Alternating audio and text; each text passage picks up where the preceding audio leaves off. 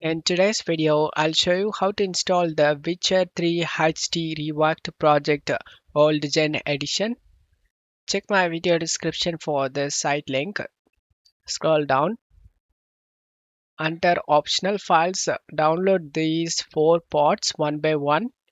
Once you download that, check my video description for the second download link. Download this improved sign effects. Download this as well.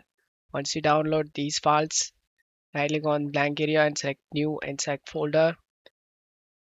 Drag and drop these four pods inside this new folder.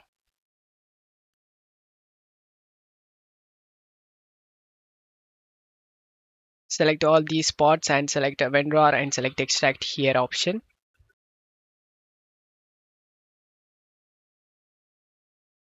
Once extract done, right click on the game and select open file location. And now go back to game folder. Drag and drop these three files inside of a game folder. Replace the file in the destination. And then go back, open this improved signs mod, right click and select WinRAR and select open with WinRAR. Open this mods folder. Drag and drop this mod improved sign effects folder inside. Now you can launch the game. I will show you guys before and after comparison. You can easily compare the grass.